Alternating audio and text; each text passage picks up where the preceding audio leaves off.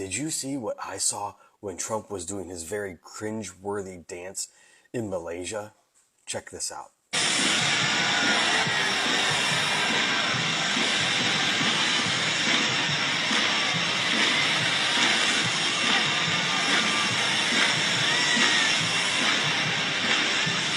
Here's the view the Associated Press did not show you.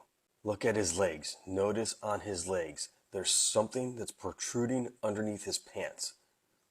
There's something there. If we look closer, you see that there is something strapped to his legs. It looks like leg braces that are used for stroke patients to help them maintain their balance and regain their strength. Look here. When I pause, you can see there is something there. That is an object underneath his pants on his leg. It looks like it goes in underneath his shoe like one of these leg braces would do. Now, there are many versions of these leg braces on the market. Here's a look at some of them, but we're not sure what he might be wearing. It's hard to tell by just seeing what the shape is underneath his pants that's poking through the pants, but it's most definitely something like this and provides further evidence that the President of the United States more than likely has suffered a stroke. The testing he underwent at Walter Reed Hospital recently is further evidence of this. According to the NIH, the median survival for a patient after a stroke is 1.8 years. They say the risk of death is strongly associated with the severity of the stroke. So that's really why we need to know what's going on here. Guys, could we see a President J.D. Vance here in the near future? Let me know your thoughts. Comment, like, share this, spread the word, follow, subscribe, and I'll see you back here for the 411. So, Dirty Diaper Donnie Trump is over in Asia. He's going to do some trade talks. He's in Malaysia currently. He's going to talk with leaders from Japan and South Korea. And later on, he's going to be talking to Xi Jinping from China. He's going to cut a deal with China, which is funny because he's told us on at least 2 occasions that they had a deal. And then China says, yeah, no, we don't have a deal. Donald Trump is a little overconfident with these deals. He starts claiming they've happened before they've even happened.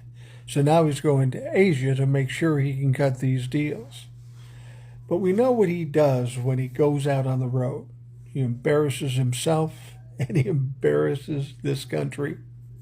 Is he going to come back with some deals and everything will be beautiful again? Not a fucking chance. Not a chance. The fact is Donald Trump will fuck things up again. He will hear something he doesn't like and then he'll start talking shit to these Asian leaders. How do I know this? Because he always fucking does this. He always fucking does this. And why are you going to Asia? You got a government shutdown. You got all kinds of problems in this country. I thought it was America first, motherfucker. But you're in Asia to make a fool of yourself. Can't wait to see what happens with this one. What a disgrace. While Donald Trump is in Malaysia making a fool of himself, millions of Americans are starving because of this government shutdown.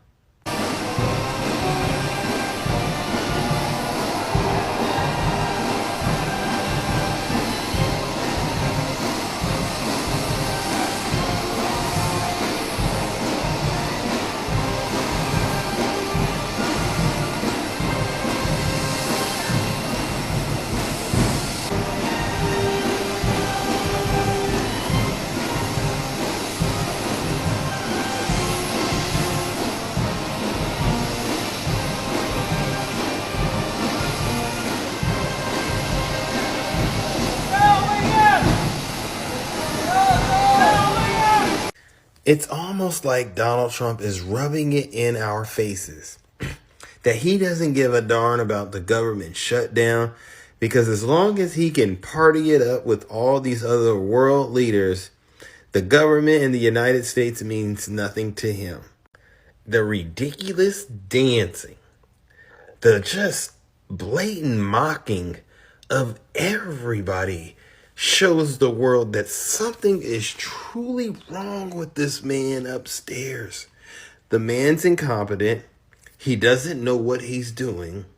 And he definitely needs to be removed from office. I'm talking about impeached or 25th Amendment. But you know what? Just do the impeachment and get him convicted ASAP.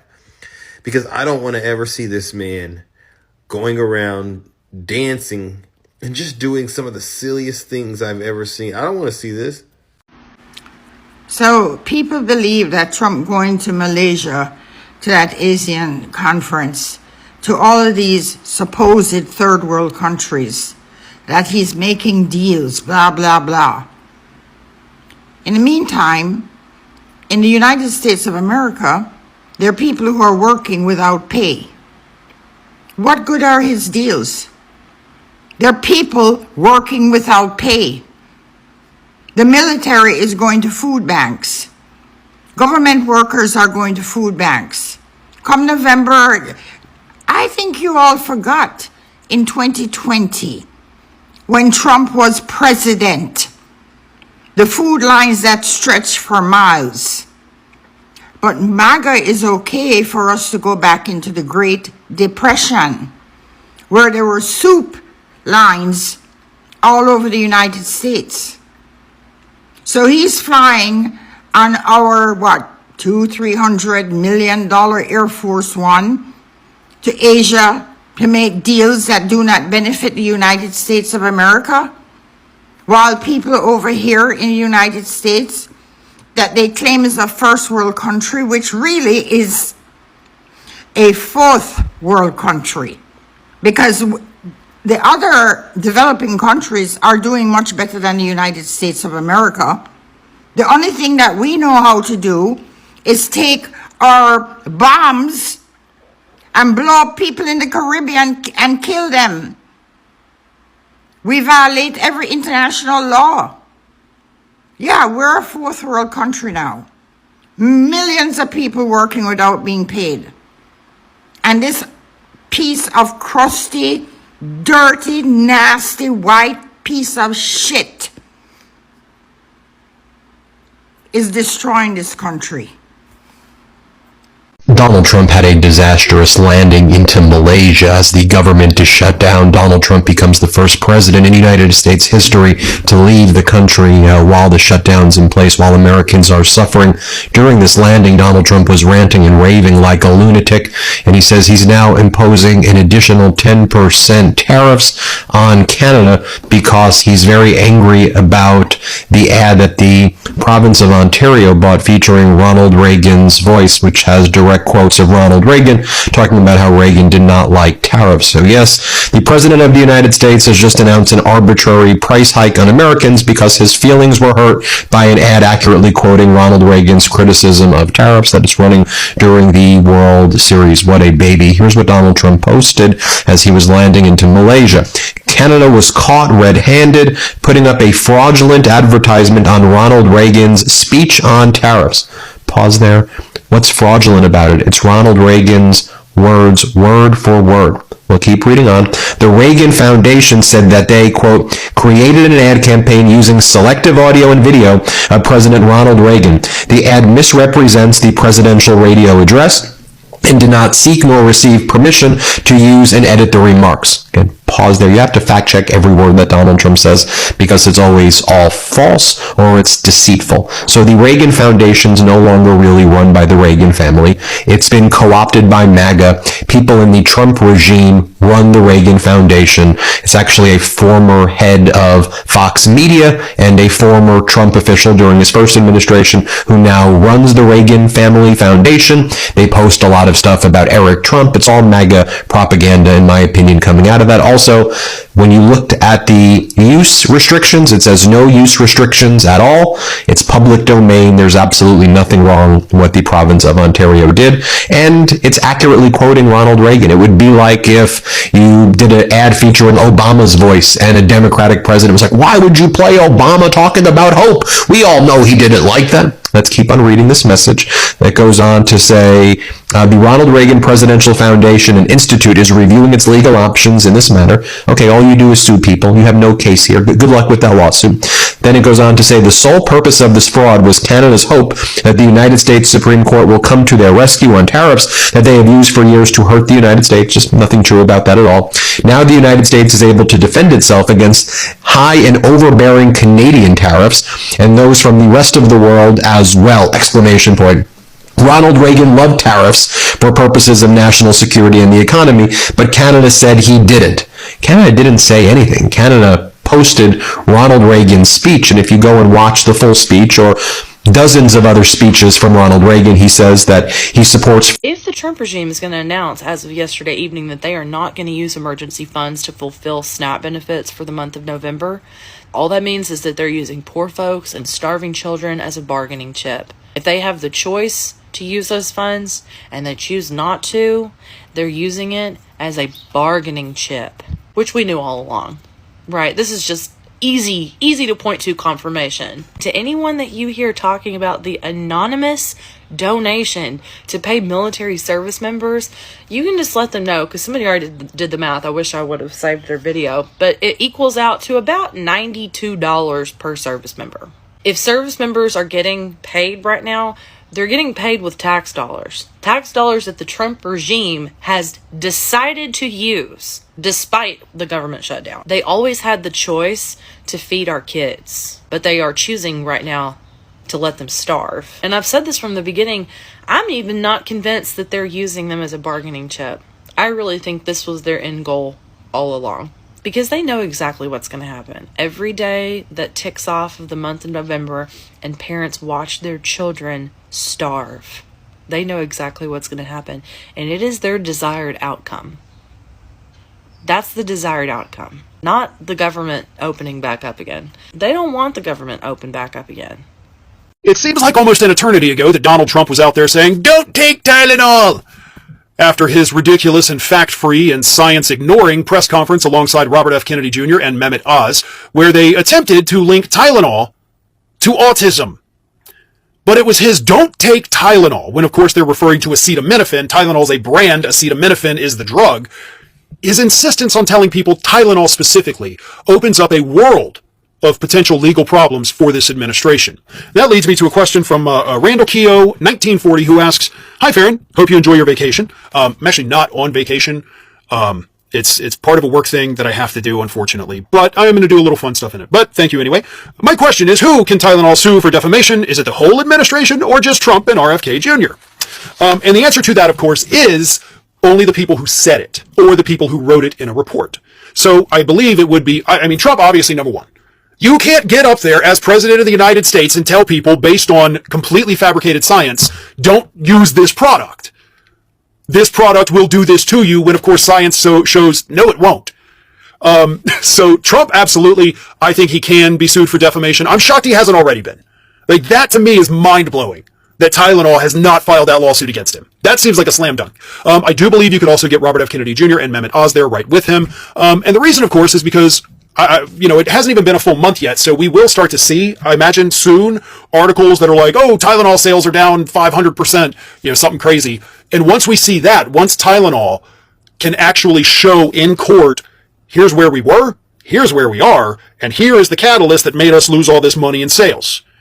That's when you have a case, because what people miss so frequently about defamation lawsuits is that you have to have damages. If I go out there and I make a claim about you that turns out to not be true, but the claim didn't affect you in any way, yeah, you can sue me for defamation, but the damages are going to be $0. All I'll have to do is issue a retraction. Like, that's kind of how that works. If you don't have verifiable financial damages, you can't do it. And Tylenol, so maybe that's why they're waiting. Maybe they're waiting to see the monthly sales so they can go into court and deliver that knockout blow. But let me tell you how bad this report was about the Tylenol. Apparently, a couple years ago, there was an attempt by several very large plaintiffs' law firms in the country. They wanted to sue Tylenol over this phony claim that Tylenol during pregnancy is what leads to autism. They filed the lawsuit, and when they started having to go into court for pretrial motions, the judge looked at it and he's like, there is literally nothing here. Nothing that you are saying in this lawsuit is backed up by anything you have. I can't even let this case go forward because it's so ridiculous. And these are some of the most successful plaintiffs' law firms in the country, like multi-billion-dollar firms. They're great for people. But this one was a swing and a miss. They tried to file the lawsuit, and even the judges were like, this isn't a thing. You guys seem like you may have made it up. So this claim has been debunked by the court system, but those same trial lawyers now are wanting like, oh, let's get them now. And it's going to end the same way. The science hasn't changed. It's just that you've got these quacks sitting in the cabinet that have your back now. But the public hates them. Kennedy is, of course, the most hated person in the administration now because of this. So I don't think that's going to help you if you try to sue Tylenol again. Tylenol, on the other hand, every successful dictator has one thing in common. They give people something before they take everything else away. So Castro gave free healthcare and education. Mussolini built roads, and the trains came on schedule. Hitler promised jobs and economic recovery. Even Putin promised stability and national pride. That is the trade-off. People lose freedom, but they gain something tangible. Trump forgot that part. He built a movement around hate and anger. He told his followers America was stolen, corrupt, or dying, or whatever, but not how their lives would get better. He didn't promise anything tangible for them, and now he's in the process of taking everything away from them. That's a big mistake, because he only gets to take everyone's freedom if they get something in return. So Trump has taken away food assistance, SNAP, healthcare access, reproductive rights for women, environmental protections, climate commitments, diversity and inclusion programs, labor protection and workers' rights, voter rights and election safeguards, consumer and financial protection, scientific data and integrity standards, and the list goes on and on and on. So here's the question. What is Trump giving to the Americans in exchange for the things he's taking away? Let us know in the comments, because I don't know. Hello, Donald Trump. I'm Linda, and you're a lousy tenant. This country gave you a job that came with a company house. It is not your house. You do not own it. You do not have title to it. You did not buy it. You aren't even renting it. You are simply living there by yourself. And you have decided to demolish the building. I don't know a landlord on the planet who would be okay with that. You, as a landlord, certainly wouldn't be. The last time a part of the White House was destroyed, in fact, the only time, was August 24th, 1814, when British troops ransacked the building and set fire to it. Enemy combatants, and they didn't do nearly as much damage as you have. The visible destruction of one of the greatest symbols of our country is perhaps the perfect metaphor for your entire administration. You've taken a wrecking ball to the federal workforce, the Federal Election Commission, the FCC, the SEC, law firms, universities, independent media, the EPA, the CDC, foreign relations, trade, civil rights. I could go on and on. Do you know why Islamic extremists chose to fly planes into iconic buildings on 9/11? Because they wanted to hurt and demoralize us by destroying symbols of our country. The Trade Center represented our economic power, the Pentagon, our military might. Just like those terrorists, you have deliberately destroyed a tangible embodiment of democracy, a place called the People's House, not the presidential palace. Former First Lady Betty Ford said, quote, "If the West Wing is the mind of the nation, the East Wing is the heart," unquote. And you have broken ours, just like the building, beyond repair.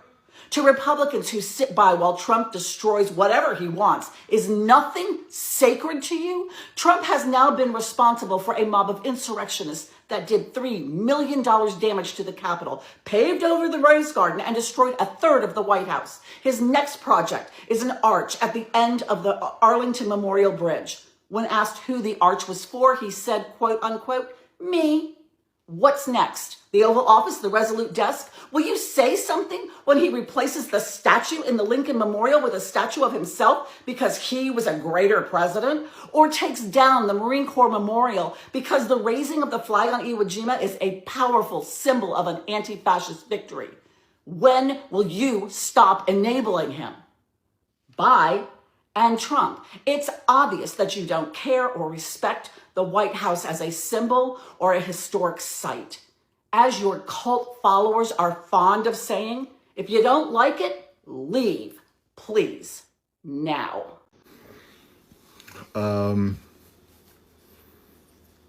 We're giving Argentina $40 billion. to bail them out. We have the money for that. Even though the government is shut down, we have the money to do that. We give Israel $4 billion a year in exchange for nothing. Both of those countries have socialized medicine. Israel has free abortion on demand. Israel still gets their money. Argentina gets their money while the government is shut down because Republicans are shutting off SNAP benefits for Americans, and about 41 million Americans are going to lose their SNAP benefits in a week, right before Thanksgiving. And Republicans are also trying to take health care away from over 20 million Americans. But we have money for Argentina and Israel. So I just wanted to be crystal clear. I wanted to be crystal clear. If you voted for Donald Trump in 2024 and still support him, let alone what his tariffs are doing to American farmers, and he's going to open up American markets to beef from Argentina,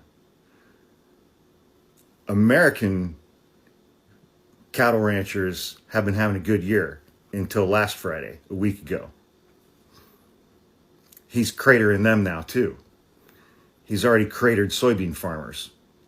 So I just wanted, and farmers who overwhelmingly voted for Donald Trump for a third time.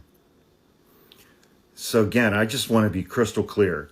If you voted for Donald Trump in 2024 and you still support Donald Trump in October of 2025, I think you're a fucking moron.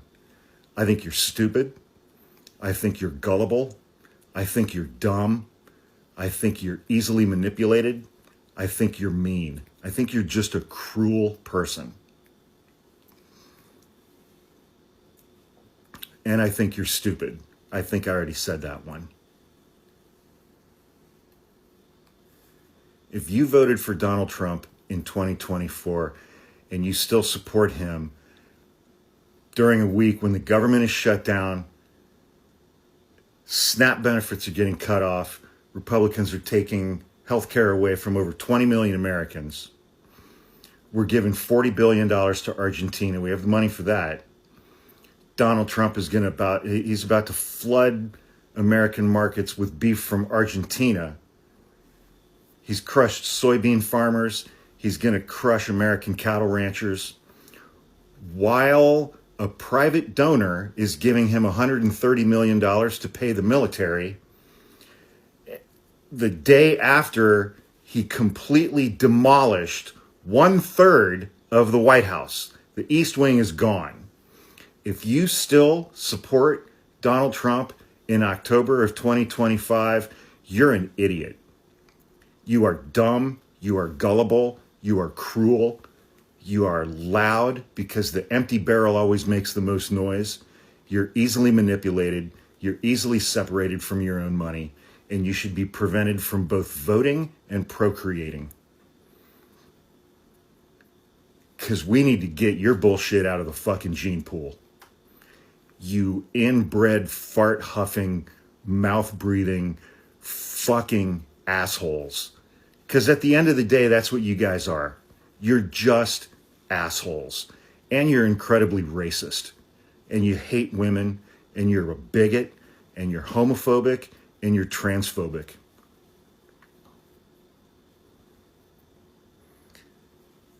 Imagine being fucking stupid enough to think that the government is going to take rights, freedoms, and liberties and benefits away from some people, but not you. Because you think you're on the right side of a dictatorship. Go fuck yourselves. Every single one of you. I mean that.